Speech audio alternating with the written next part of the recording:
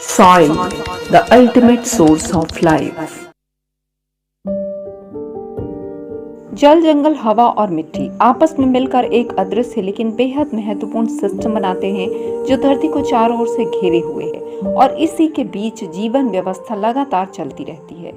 Biosphere या जैव मंडल कही जाने वाली इस प्राकृतिक व्यवस्था में अरबों सालों से अपना मौन सहयोग देते आ रहे हैं सूक्ष्म जीव या माइक्रो ऑर्गेनिजम्स। यही माइक्रो ऑर्गेनिजम्स धरती की हवा, पानी, मिट्टी और यहाँ के हर जीव के कण कण में समाये हुए हैं, जिन्होंने साइनोबैक्टीरिया के रूप में धरती पर फैले महासागरों की अथाह गहराइयों में जीवन और जीवनदायिनी ऑक्सीजन को जन्म दिया और बाद में धरती की मिट्टी पर जंगलों और पेड़ पौधों को पाल पोसकर बायोडाइवर्सिटी और फूड चेन को लगातार जीवित रखा।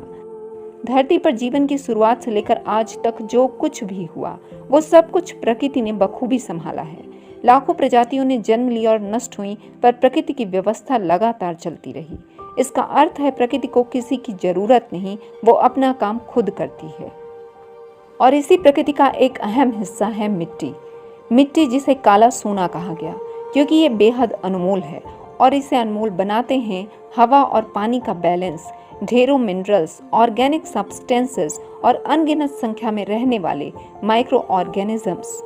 मिट्टी एक ऐसा फैक्टर है जिसके बिना जीवन संभव नहीं है, क्योंकि पूरी तरह जीवित ये एक नेचुरल सिस्टम है जिसके बारे में हम और आप बेहद ही कम जानते हैं। World famous painter Leonardo da Vinci ने मिट्टी के बारे में कहा था कि हम अपने पैरों के नीचे की जमीन के बारे में उतना नहीं जानते जितना हम आकाश में मौजूद ग्रह नक्षत्रों के बारे में जानते हैं। आज से 500 साल पहले कही गई इस बात को अभी आधा ही समय बीता है जितने में धरती पर 1 सेंटीमीटर बराबर मिट्टी की ऊपरी परत यानी टॉप सॉइल को बनने में लगता है।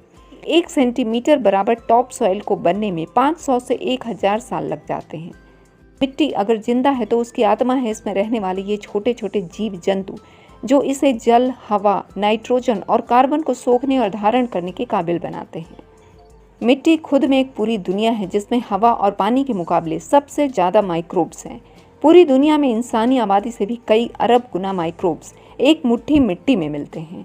पेड़ पौधे जीवन का आधार हैं और ये मिट्टी ही है जो जंगलों को जन्म देती है, जिनसे पूरी धरती पर ऑक्सीजन की आपूर्ति होती है। मिट्टी पर उगने वाले यही पेड़ पौधे और जंगल कार्बन डाइऑक्साइड, ऑक्सीजन और नाइट्रोजन गैसों को बैलेंस करने का काम करते हैं, जिसके परिणाम स्वरूप धरती का तापमान नियंत्रित रहता है। जीवों को रहने के लिए सही वातावरण, भोजन और जल मिलता है और शायद जीवन के लिए इससे बढ़कर और कुछ भी नहीं। हम सभी जानते हैं कि पेड़ पौधों को जिंदा रहने के लिए नाइट्रोजन कितना जरूरी है, लेकिन एक बड़ी समस्या है कि ये एटमॉस्फेयर में मौजूद नाइट्रोजन गैस को सीधे तौर पर यूज नहीं कर सकते because of its hard molecular structure. Nitrogen से पेड़ पौधों को पोषण और क्लोरोफिल मिलता है। फोटोसिंथेसिस की प्रोसेस में नाइट्रोजन इनडायरेक्टली इन्वॉल्व होता है, लेकिन पेड़ पौधों की समस्या का समाधान करते हैं मिट्टी में रहने वाले ये छोटे जीव या माइक्रोब्स। राइजोबियम बैक्टीरिया जो अनगिनत संख्या में पेड़ों की जड़ों में मौजूद होते हैं, ये एटमॉस्फेयर से नाइट्रोजन गैस को सोख कर इसके हार्ड मॉलिक्यूल्स को सिंपल सब्सटेंसेस में तोड़कर पहले अमोनिया और बाद में नाइट्रेट में बदल देते हैं और वापस इसी उल्टी क्रिया के द्वारा ये नाइट्रोजन गैस बनकर एटमॉस्फेयर में मिल जाता है। नाइट्रोजन फिक्सेशन की इसी प्रोसेस से पौधे प्रोटीन का निर्माण करते हैं जो हमारी डाइट का बेहद इंपॉर्टेंट हिस्सा है और इन्हीं पेड़ पौधों से मिली सब्जियों, फलों और नट्स को खाकर हमें प्रोटीन मिलता है।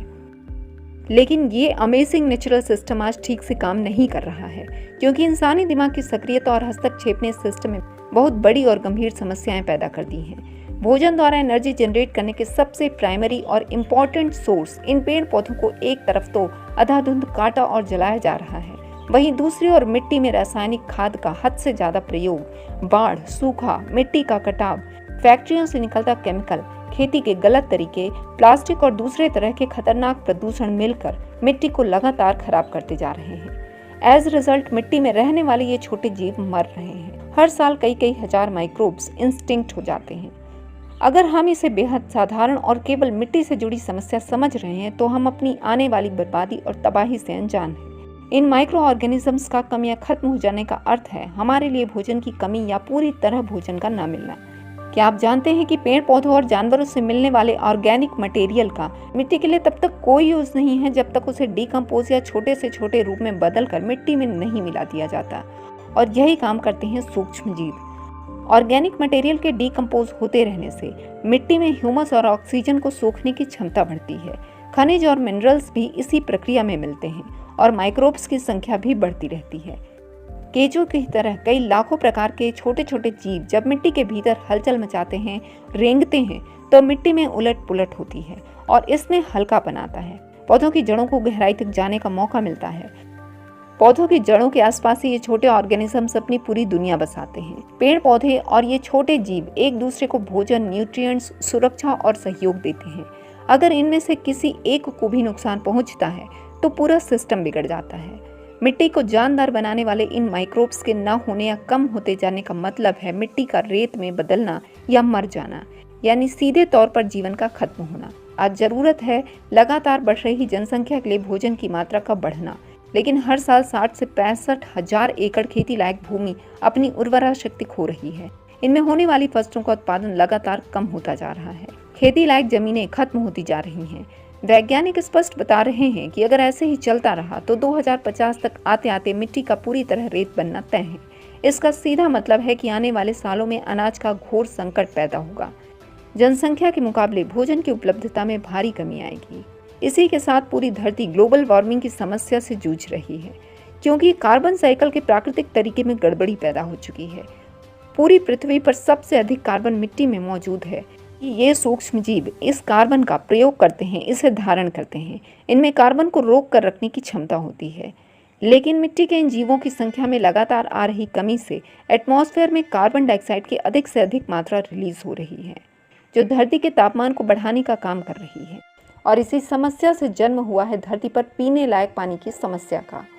मिट्टी की फर्टिलिटी में आई कमी ने खेती की लागत को बढ़ा दिया है। खेतों में नमी और पोषक तत्वों की कमी से फसलों का उत्पादन बेहद कम हो गया है। किसान कमाई करना तो दूर, अपनी खुद की जरूरत भर का अनाज भी नहीं उगा पा रहे हैं। किसानों द्वारा लगातार आत्महत्याएं की जा रही हैं। ये बेहद गंभीर समस्या है, सीधे तौर पर हमारे अस्तित्व से जुड़ी हुई।